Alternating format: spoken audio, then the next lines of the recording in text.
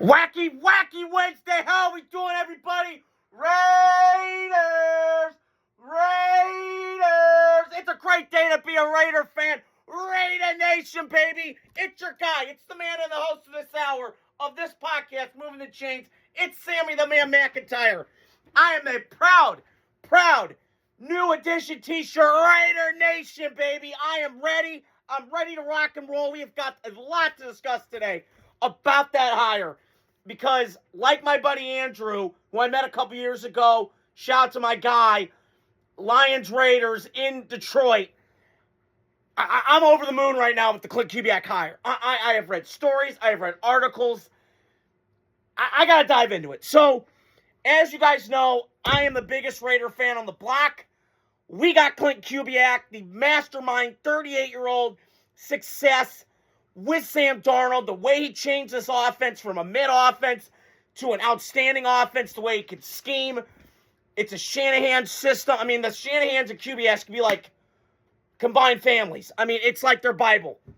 The way they use formations, the shifts, the motions, McVay, it's fantastic.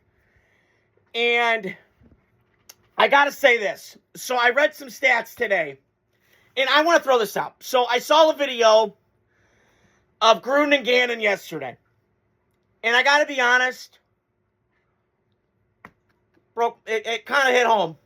And they were talking about the Coliseum and Gruden and Gannon and the memories and the moments. And it just brought me like a smile. Because I was out the Coliseum and I thought it was cool. Gruden was at the Coliseum yesterday. It felt like I was watching Moneyball. He's walking on the field. You know, they split it. Back then, it was A's and the Raiders. And I'd been out there once, altering experience, Raider Nation. And it was Gruden and Gannon yesterday.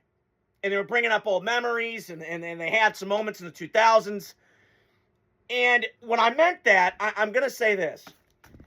So the Raiders, when they had Gruden and they had Gannon in that early 2000s window, it was standards, it was accountability, it was identity, and it was a fear factor. You feared Gruden. You felt his presence, right? Chest out, puff it. Yeah, you felt it, right? Vrabel, you feel it when you watch New England. He's breaking up fights. He's packing his dip. He's just, back a dip in. Yeah. And you felt it with Gruden. There was a fear factor. And the Raiders had that. And they went to the Super Bowl. Now, granted, they got smoked by Gruden. But it's been hard times. And we've been in the ringer. I've been around the ringer for a long time with the Raiders. And it's been endless coaching changes, constant rebuilds, the culture. It's talked about more than it's shown for the Raiders in the results department. And a lot of Raider fans got to ask, have they lost their way? Or are we moving forward in a new direction? Because I'm feeling like we're moving in a direction. And I'll get to that in a second. But I thought the Raiders had that old school accountability factor when they had Gruden and they had Gannon for that blimp. Now, I know it was a blimp, but it felt like a lot more that could have been, right?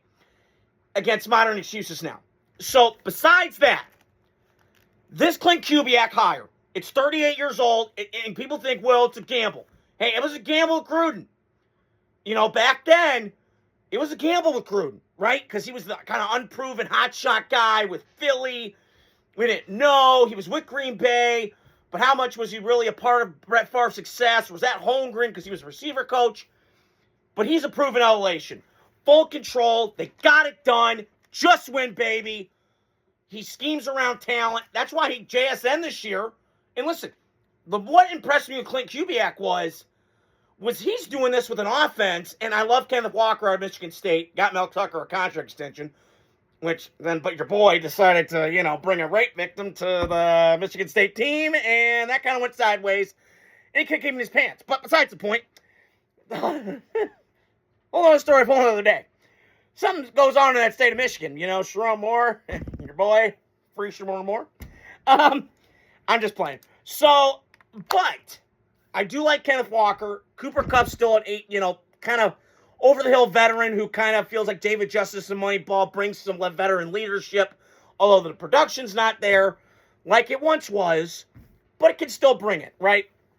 So I do think there's that. But he did this a lot. It was a bunch of kids, right? I mean, Raheem Shaheed, some kids on the offense. And I got to tell you, I'm looking forward to this. Now, here's the numbers that I just got so excited about with this Klint Kubiak offense and what it's going to do with Fernando, with Kubiak, and how it's going to mesh. So, Ryan Grubb, for those of you who don't know, he was Kalen DeBoer's right-hand man at Washington when they went on their national championship year 3 years ago. It'll be 3 years ago this year.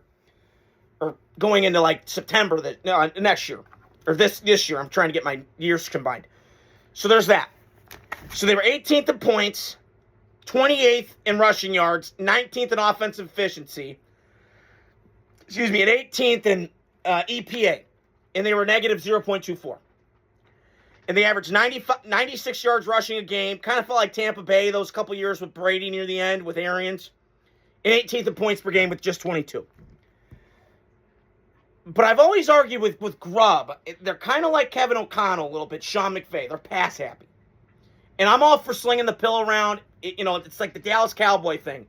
By air or by ground, however you win. But the teams with DeBoer and Grubb, they're kind of one-minded. It's throw the ball. Okay. Then Klint Kubiak comes. Here's how big of a jump this was. 6 points more per game.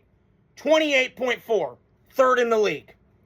8th in total yards. 351.4 yards per game. Or 8th in total yards, excuse me. And then 10th in rushing yards. They went up 28 points in the league at 123.3.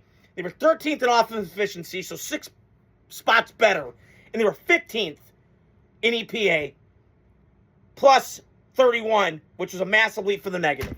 So that is why I'm excited. And this is why I'm fired up.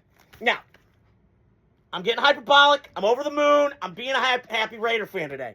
Because we just landed the Gruden of the Raider hire. Because this feels right. And they did something right.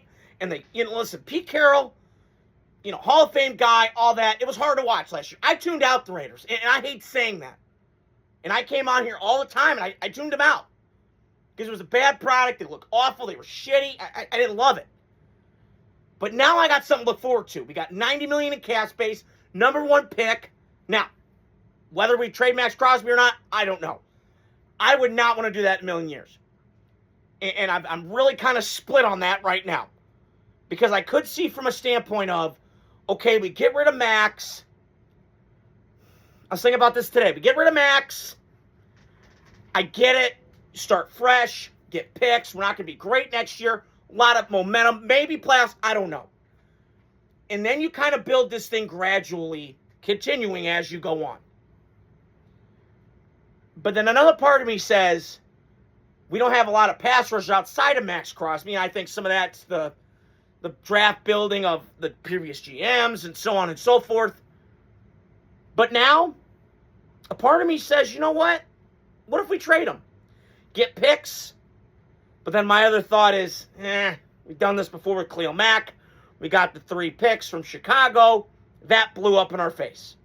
So, keep an eye on that. I'm not saying it's going to happen. I would not want to trade Max Crosby. He's one of my favorite Raiders. He reminds me of myself. Energizer Bunny. Fire up.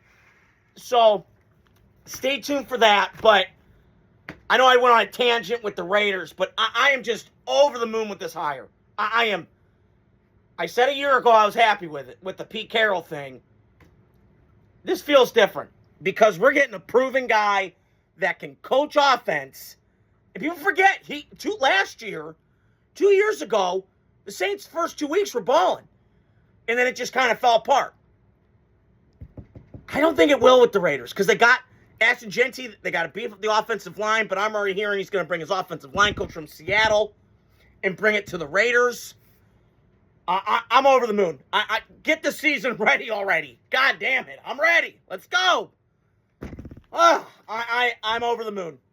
So that is all I got for the Raiders part of this. And then I did throw it to you guys yesterday. I was going to bring up Joe Brady. So Joe Brady got the job. So those of you who don't know, he was the LSU offense coordinator for Joe Burrow in that 2019 team, which, for the record, I think is one of the best teams of all time.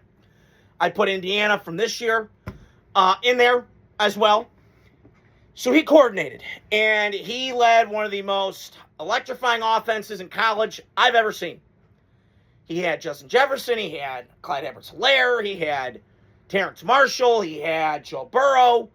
He had it all, and he had 15 guys go in the NFL. It was one of the most loaded teams I've ever seen. I think the one that, again, I wasn't watching college football around 01, but that Miami team was stacked. 38 guys drafted. It was stupid good how good it was.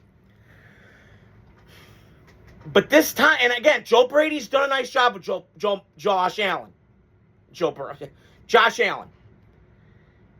But here's my thing with Joe Brady. That was a really safe hire for me. And my dad was like, hey, you must be happy you got rid of Sean McDermott. I was. But for the record, I felt like that was comfort hire. He knows Josh. It's kind of easy. Don't have to go outside the box. Like, that I get. But this to me feels, and there's got to be a lot of push and shove on this. He's got to be kind of authoritarian in Josh. Like, where's that line of, hey, dude, I love you. What the fuck was that? Right? On a pick or something, right? Kind of like Favre and Holmgren. A lot of just, no. Oh, yeah, all right, So we'll see how that goes. And can he lead a room? We saw this with Mike McDaniel, right? I call him Mike McDumbass, okay?